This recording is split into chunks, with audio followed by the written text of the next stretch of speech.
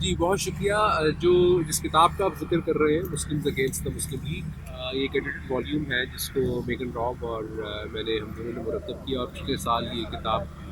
Cambridge university press سے شائع ہوئی۔ اور اس کا جو مقصد تھا اس کتاب کو یہ تھا کہ بہت سی ایسی جماعتیں تھیں، ایسے لوگ تھے جن کا یہ نظریہ تھا، جن کا یہ ماننا تھا کہ جو تحریک پاکستان ہے، پاکستان کا جو مطالبہ ہے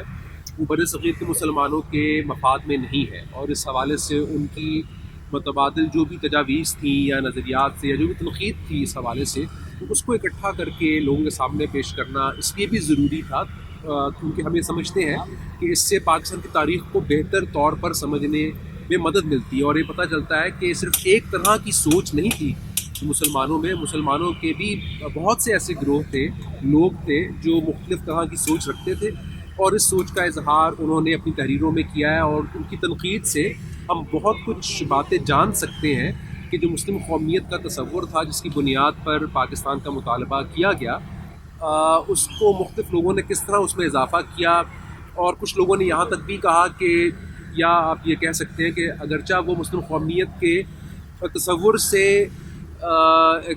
مطلب اس کے ساتھ ایگریمنٹ میں تھے، اس کو مانتے تھے، لیکن وہ یہ سمجھتے تھے کہ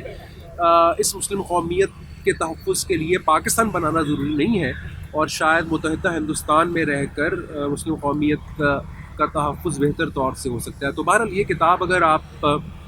پڑھیں تو آپ کو اندازہ ہوگا کہ یہ کس نوعیت کی اس میں اس دور میں مباحث تھے، اور مختلف طرح کی لوگ مختلف طرح کی جو ہے وہ باتیں اس میں وہ کر رہے تھے۔ اور میں سمجھتا ہوں کہ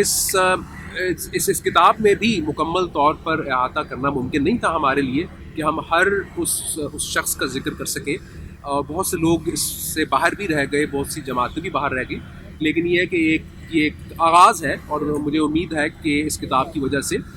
لوگ زیادہ اور اس موضوع پر بحث کریں گے اور لکھنے کی کوشش کریں گے۔